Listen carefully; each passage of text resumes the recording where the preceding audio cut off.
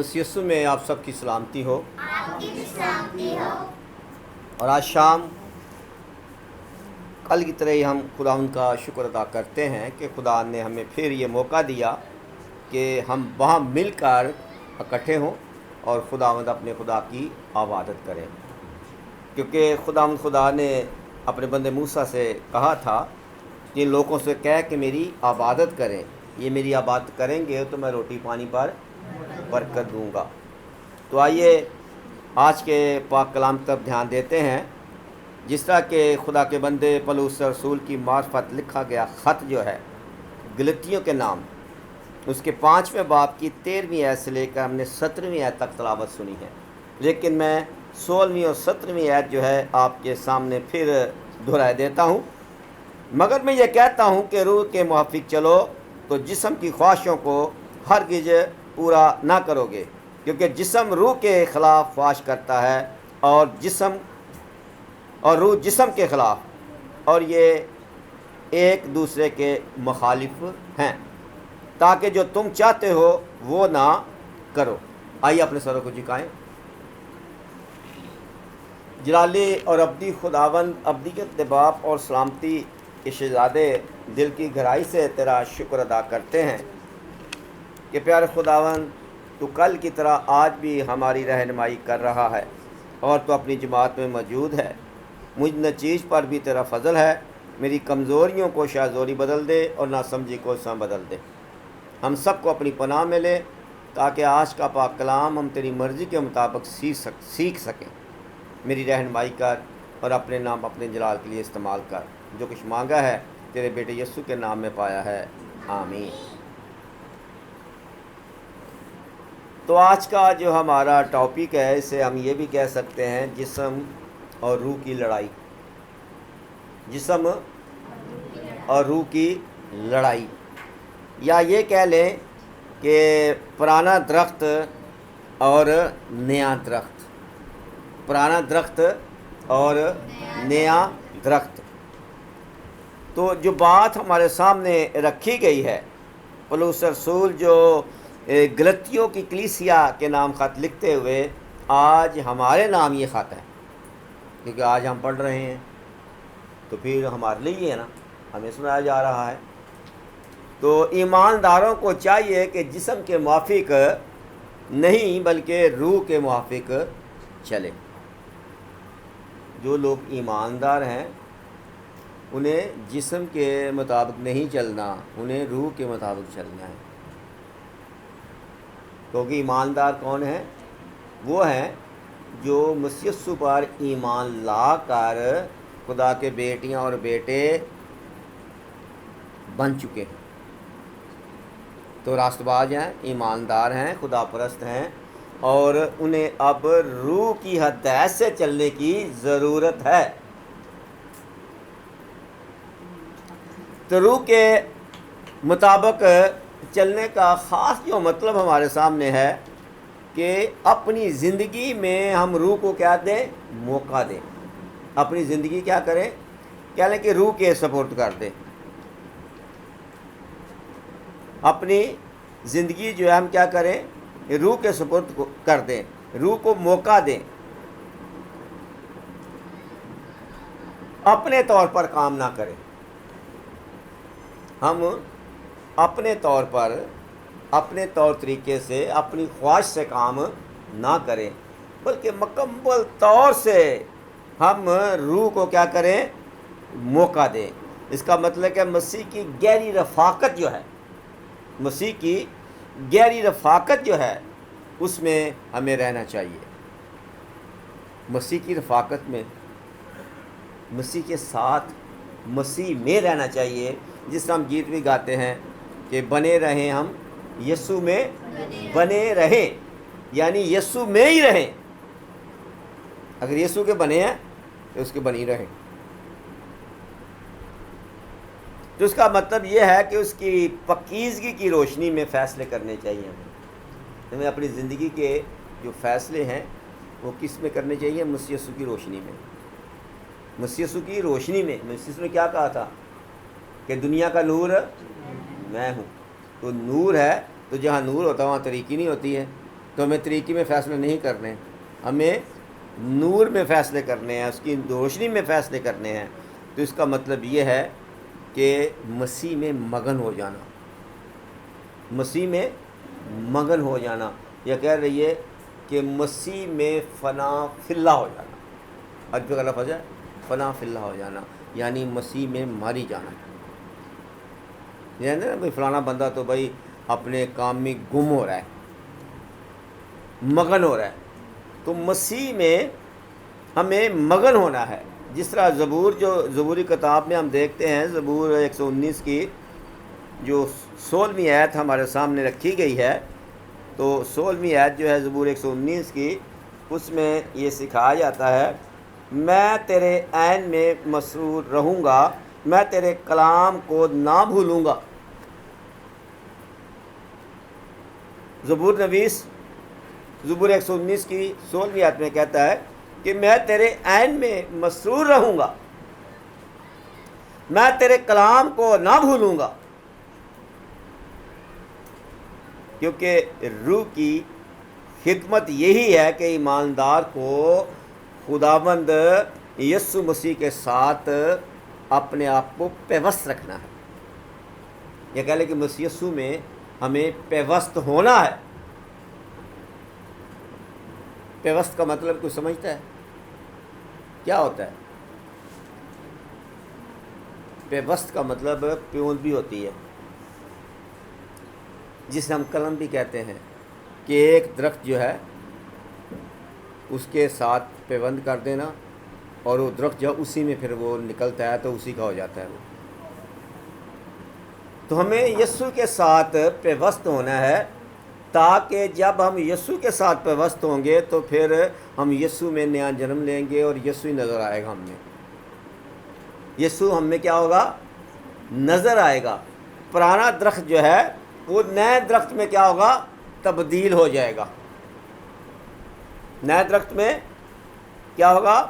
تبدیل ہو جائے گا۔ جب ہم اس طرح روح کے موافق چلتے ہیں تو جسم یعنی اپنی خواہشوں کے مطابق زندگی کو مردہ کر دیتے ہیں۔ جب ہم اس طریقے سے خدا کے ساتھ پیوست ہو کے چلتے ہیں تو پھر ہم اپنے آپ کو مردہ سمجھتے ہیں، جسمانی طور پہ مردہ نہیں، جسمانی خواہشیں جو ہیں ان کو مردہ کر دیتے ہیں، ان کے مطابق زندگی نہیں گزارتے۔ کیا لکھا پولس رسول کیا کہتا ہے؟ کیا کہتا ہے کہ جن لوگوں نے مسیح یسوع کو پہن لیا ہے، اب مسیح یسوع کو پہن لیا ہے کپڑوں کی طرح، تو پھر جو کپڑا پہنا گا لوگ دیکھ کے اس کپڑے کی نام لیں گے نا۔ کیا بات ہے؟ کیا خیال ہے کہ مسیح یسوع کو پہن لو؟ تو پہننے سے مراد کیا بتاتا ہے؟ جن لوگوں نے مسیح یسوع کو پہن لیا انہوں نے اپنی خواہشوں کو صلیب پر کھینچ دیا، یعنی انہوں نے اپنی خواہشوں کو ختم کر دیا، جسمانی خواہشوں کو مار دیا، مردہ کر دیا، ختم کر دیا ہے۔ ممکن نہیں کہ ہم ایک ہی وقت میں مسیح کے ساتھ بھی پیوست رہیں اور جسم کے ساتھ پیوست رہیں۔ مسیح کے ساتھ بھی جوڑ رکھیں اور جسم کے ساتھ بھی، یعنی یہ کہہ لیں کہ ہم خدا سے ملے رہیں اور گناہ میں بھی زندگی گزارتے رہیں۔ ایک وقت میں دو کام تو نہیں ہو سکتے، کہ ہو سکتے ہیں؟ وہ کس نے کہا ہے نا کہ منہ یسو یسو کہنا ہے، دلوں دور دور رہنا ہے، پہاڑی پہاڑیاں دی بہنا ہے، تو یسو آپ کی نہیں ہے۔ یعنی ایک وقت میں ہم یہ کام نہیں کر سکتے کہ ہم مسیح کے ساتھ بھی پیوست ہوں اور گناہ یعنی جسم کے ساتھ بھی پیوست ہوں، کیونکہ جیسے لوکا رسول فرماتے ہیں اپنی انجیل کے 16ویں باب کی 13ویں آیت میں، کہتے ہیں کہ آپ مسیح یسوع کا فرمان ہے آپ دو مالکوں کی خدمت نہیں کر سکتے، دو مالکوں کی خدمت نہیں کر سکتے۔ ایک سے ملے رہیں گے اور دوسرے سے کیا کریں گے؟ عداوت رکھیں گے۔ ایک سے مل رہے ہیں، دوسرے سے کیا کریں گے؟ عداوت رکھیں گے۔ تو نچلی حصے میں کہتے ہیں کہ آپ خدا کی یا دولت کی خدمت نہیں کر سکتے، یعنی آپ خدا سے پیار اور دولت سے پیار نہیں کر سکتے. یا تو خدا سے پیار کریں گے یا پھر دولت سے پیار کریں گے. اور یہ بھی ہمارے سامنے مطلب کہ سکھایا گیا کہ ایک بندہ تھا جس نے کہا کہ اے یسوع میں کیا کروں کہ خدا کی بادشاہی حاصل کر لوں یا خدا کے کام کو انجام دے سکوں. تو مسیح یسوع نے کیا کہا؟ مجھے بھی تجھ پر بڑا پیار آتا ہے. کتنا اچھا ہے تو یار. ایک بات کی کمی ہے. تو فوراً بولا کیا کمی ہے؟ تو کہنے لگا کمی یہ ہے کہ تو دولت مند ہے، اپنی دولت غریبوں میں بانٹ دے اور میرے پیچھے ہو لے. لیکن اس نے کیا کیا؟ شکل بگاڑی اور دھیان نیچے کیا اور چل دیا. جواب نہیں دیا. کیوں؟ خدا کو چھوڑ سکتا ہے لیکن دولت کو چھوڑ نہیں سکتا. انہوں نے خدا کو چھوڑ دیا اور دولت کو نہیں چھوڑا. زکائی کے بارے دیکھتے ہیں تو اس نے یہ پرانے کا پرانی رہا ہے، پیوست نہیں ہو رہا، پیوند نہیں ہو رہا. لیکن اگر ہم دیکھتے ہیں زکائی کو، زکائی نے کیا کیا ہے؟ پرانی انسانیت کو ختم کر دیا، اپنی خواہشوں کو ختم کر دیا اور اپنا سب کچھ یسوع کے نام پر لٹا دیا. سب کچھ خدا کے نام پر لٹا دیا. اس نے دولت سے پیار نہیں کیا. اس نے کس سے پیار کیا ہے؟ خدا سے پیار کیا ہے. کس سے پیار کیا اس نے خدا سے پیار کیا ہے. تو مسیح زندگی کے مسئلے کی بنیاد اس حقیقت پر ہے جب تک مسیح دنیا میں جیتا ہے تو یوں سمجھ لے کہ وہ دو درختوں کی مانند ہے. کیا ہے؟ دو درختوں کی مانند ہے. پرانا درخت یعنی جسمانی درخت جس کا ذکر ہم متی رسول کی انجیل میں اگر دیکھیں تو اس کے 3 باب کی 10ویں آیت میں خدا کا بندہ یہ تحریر کرتا ہے. 10ویں آیت لکھا ہوا ہے، اب درختوں کی جڑ پر کڑھارا رکھا ہے، پر جو درخت اچھا پھل نہیں لاتا وہ کاٹا اور آگ میں ڈالا جاتا ہے. متی رسول کی انجیل اس کا 3 باب اور اس کی 10ویں آیت. ابھی میں نے کیا پڑھا ہے کہ 2 درخت ہیں. سمجھیں کہ ہماری زندگی میں 2 درخت ہیں. پرانا یعنی جسمانی درخت جس کے بارے میں جسمانی درخت جو ہے جو خواہشیں رکھتا ہے، جس کے پھل جو ہیں وہ آپ نے پڑھی ہوں گی کئی مرتبہ. جسم کے کام تو ظاہر ہیں، تو جو پھل اس کے ساتھ لگتے ہیں پرانے درخت کے ساتھ یہ بھی آپ سن چکے ہیں، پڑھ چکے ہیں، کئی مرتبہ سیکھ چکے ہیں. تو اس درخت کے بارے میں کہا جاتا ہے کہ اب درختوں کی جڑ پر کڑھارا رکھا ہے، پر جو درخت اچھا پھل نہیں لاتا وہ کاٹا آگ میں ڈالا جاتا ہے. یہ ہے پرانا درخت. اس کی حالت کیا ہے؟ کاٹا جانا اور آگ میں پھینکا جانا. اور اسی طرح اگر ہم یوحنا رسول کی انجیل کے 15ویں باب کی جو 2 آیت ہے اس میں دیکھیں تو لکھا ہے، جو ڈالی مجھ میں ہے وہ پھل نہیں لاتی اسے وہ کاٹ ڈالتا ہے اور جو پھل لاتی ہے اسے چھانٹتا ہے. جو ڈالی مجھ میں ہے لیکن قائم نہیں ہے، پھل نہیں لاتی، وہ کیا ہوگی؟ کاٹی جائے گی. وہ کیا ہوگا؟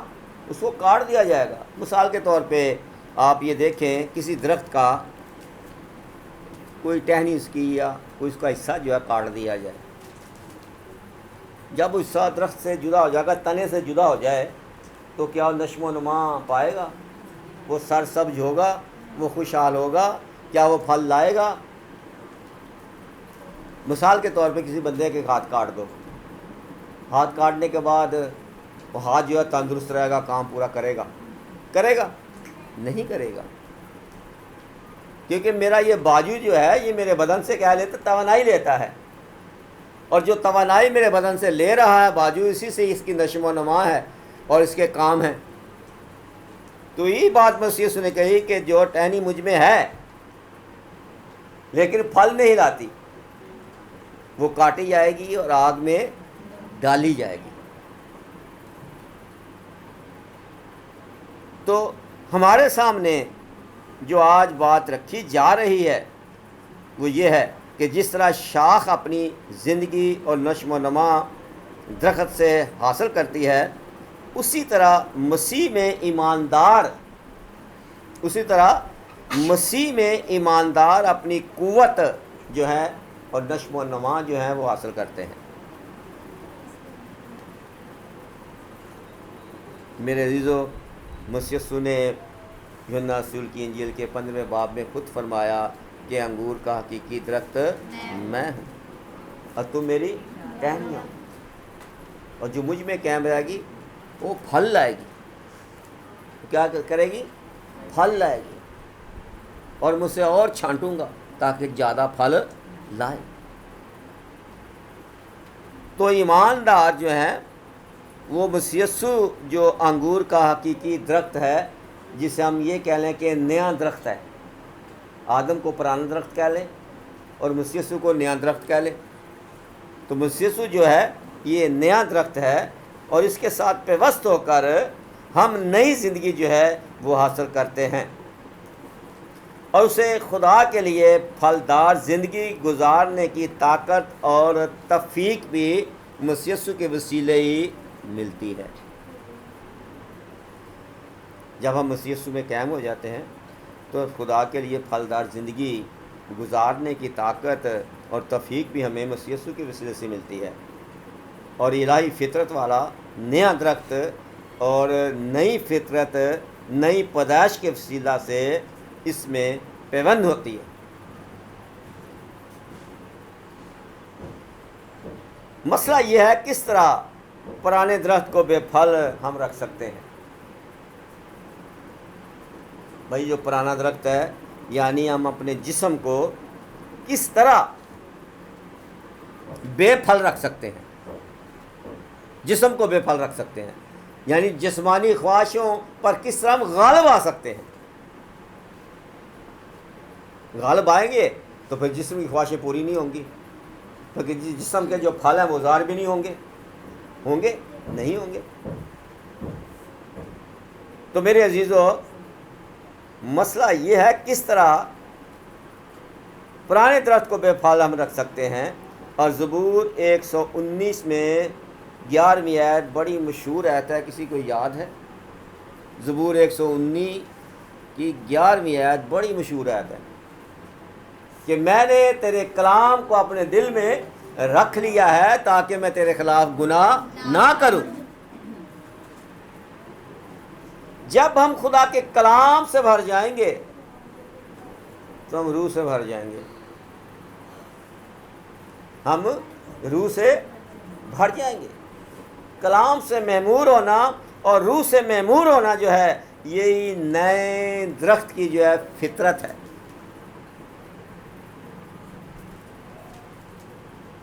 اور میرے عزیزو، حقیقت ہے جب ہم کلام کو جانتے ہیں، کلام پر دھیان کرتے ہیں، تو پھر ہم گناہ سے بچتے ہیں، پھر ہم گناہ کی طرف نہیں جاتے، کیونکہ کلام ہماری رہنمائی کرتا ہے، پاک روح ہماری رہنمائی کرتی ہے۔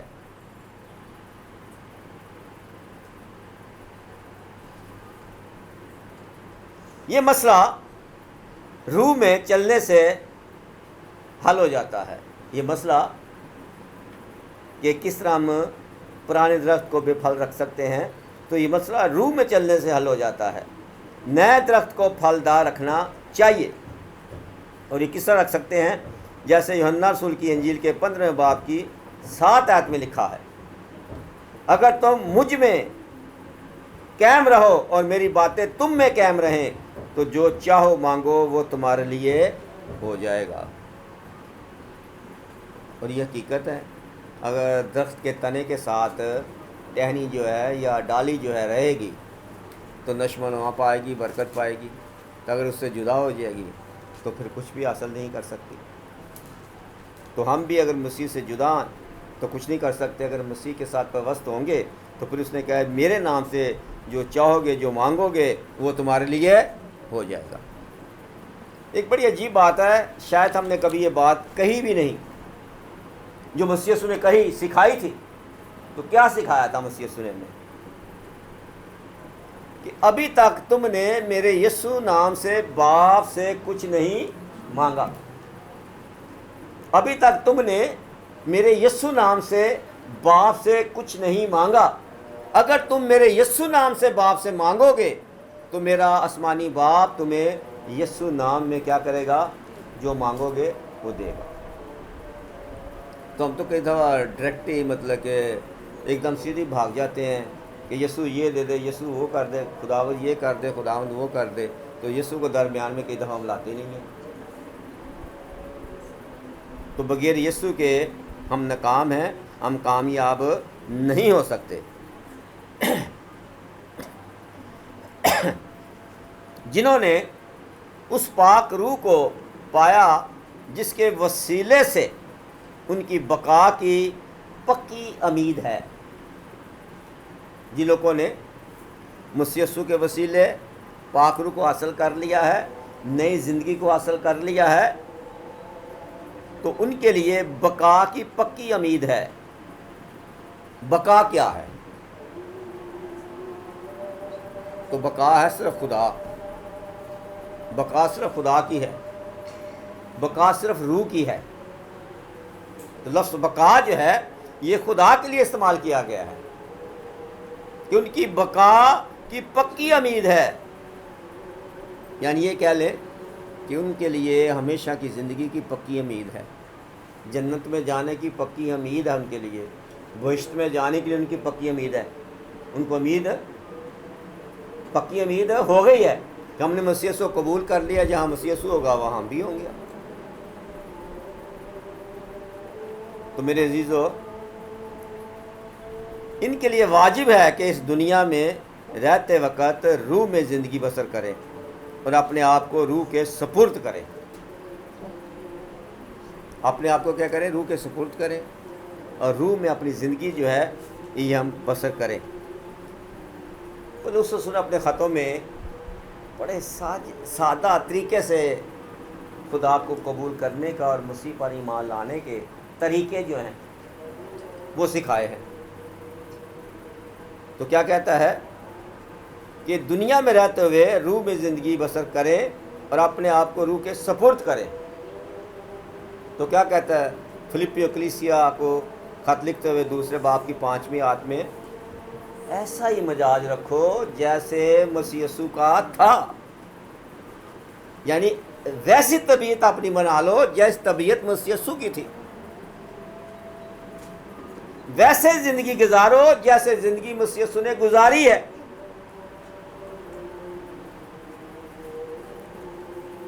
تو میرے عزیزو،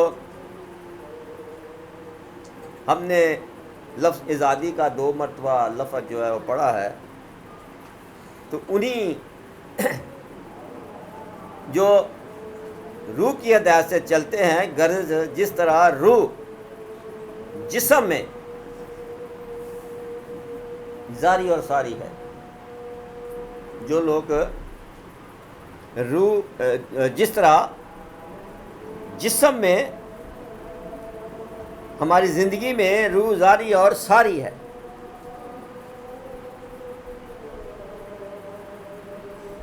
اسی طرح مسیح لوگ دنیا میں رہتے ہیں، ملکوں میں، شہروں میں، محلوں میں، جس طرح جسم میں روح رہتی ہے ویسے ہی مسیح لوگ بھی پوری دنیا میں رہتے ہیں۔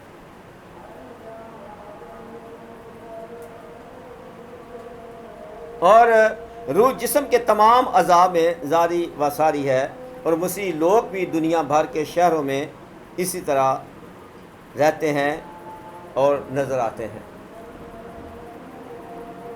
روح جسم میں رہتی ہے مگر جسم سے ہے نہیں۔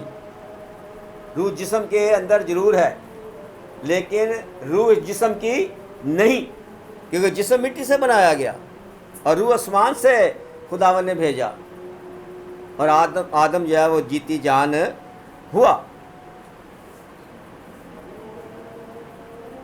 اسی طرح جس طرح روح جسم کا نہیں، جسم میں رہتا ہے، اس طرح مسیح لوگ، راست باز لوگ، ایماندار لوگ جو ہیں اس دنیا میں رہتے ہیں لیکن اس دنیا کے نہیں۔ اس دنیا میں ضرور رہتے ہیں وہ لیکن اس دنیا کے نہیں۔ کیوں اس دنیا کے نہیں؟ پولس رسول نے بار بار اپنے خطوں میں یہ لکھا ہے کہ ہم پردیسی ہیں، ہم مسافر ہیں، یہ ہمارا وطن نہیں، ہمارا وطن اور ہے۔ اور یسوع نے کہا کہ تم یہاں کے نہیں تو وہاں کے ہو، میں جاتا ہوں، جا کے جگہ تیار کرتا ہوں، پھر تمہیں اپنے ساتھ لے جاؤں گا، پھر جہاں میں رہوں گا تم بھی وہیں رہو گے۔ تو آج ہمارے سامنے جو بات رکھی گئی ہے کہ ہم نے پرانا درخت جو ہے اس کے بصارت کو ختم کر کے نئے درخت کی جو بصارت ہے اسے اپنے اندر جاری اور ساری کرنا ہے۔ ہم نے مسیح یسوع کے ساتھ پیوست ہو کر مسیح یسوع کو اپنی زندگیوں میں کیا کرنا ہے؟ ظاہر کرنا ہے۔ بے شک ہم دنیا میں رہتے ہیں لیکن ہم دنیا کے نہیں۔ ایک مثال میں کئی مرتبہ دیتا ہوں، آپ نے کنول کا پھول جو ہے دیکھا ہوگا۔ کس کس نے دیکھا کنول کا پھول؟ کس کس نے دیکھا ہوا ہے کنول کا پھول؟ کنول نام بھی ہے بہت لوگوں کا، اس کا پھول کس نے دیکھا ہے؟ کہاں پر ہوتا ہے وہ؟ ہاں جی، کیچڑ میں، گندی جگہ میں ہوتا ہے۔ جڑ کہاں اس کی ہوتی ہے؟ کیچڑ میں، ایک گندی جگہ پہ۔ اس کے اوپر کیا ہوتا ہے؟ اس کا پتا ہوتا ہے، پتے کے درمیان سے پھر وہ شاخ ملتی ہے، پھر اس کے اوپر پھول ہوتا ہے، اور کتنا خوبصورت ہوتا ہے۔ اور کچھ لوگوں نے تو نام بھی رکھا ہوا اپنی بیٹیوں کا، بیٹوں کا بھی، لیکن اس کی جڑ کہاں ہے؟ کیچڑ میں، کیچڑ میں، لیکن کہاں ہے؟ اس سے باہر ہے، کیچڑ سے کیچڑ سے باہر ہے۔ ہم بھی، یہ دنیا جو ہے کیچڑ ہے، ہماری جڑ تو ضرور اس کیچڑ میں ہے، لیکن ہمارا دھیان، ہمارے خیال جو ہیں وہ اوپر کی طرف ہیں۔ تو جب اوپر کی طرف ہیں تو پھر مسیح یسوع کی خوبصورتی جو ہے، مسیح یسوع کی نشو و نما جو ہے وہ ہمیں نظر آتی ہے۔ کئی دفعہ کنول کے پھول پر چھینٹیں پڑتی ہیں، گندی چھینٹیں ہی پڑتی ہیں، لیکن وہ صاف ہو جاتی ہیں۔ اسی طرح کئی دفعہ مسیح لوگوں پر بھی، ایماندار لوگوں پر بھی لوگ الزام تراشی کرتے ہیں، لیکن ان کا بگڑتا کچھ نہیں۔ پنجابی کہتے ہیں نا کہ بھائی وہ سورج والا کسی تھک آسی کہ پرت کے تھک اور اپنے چیرتے آ گئی۔ ایمانداروں کا پیچھا کرنے والے، ایمانداروں کو جلیل کرنے والے یا ایمانداروں پر الزام تراشی کرنے والے جو ہیں وہ انہی الزاموں میں خود ہی پھنس جاتے ہیں۔ تو ہم نے یہ فیصلہ کرنا ہے کہ ہم نے پرانا درخت جو اسے ختم کرنا ہے اور نئے درخت کو جنم دینا ہے۔ کس کے لیے؟ مسیح یسوع کے لیے۔ تو آج ہم وعدہ کریں کہ ہم مسیح یسوع کو اپنی زندگی میں ظاہر کریں گے۔ ہم اپنا پرانا درخت جو ہے، پرانی انسانیت جیسے ختم کر کے نئی انسانیت کو روح کے وسیلے اپنے اندر جنم دیں گے۔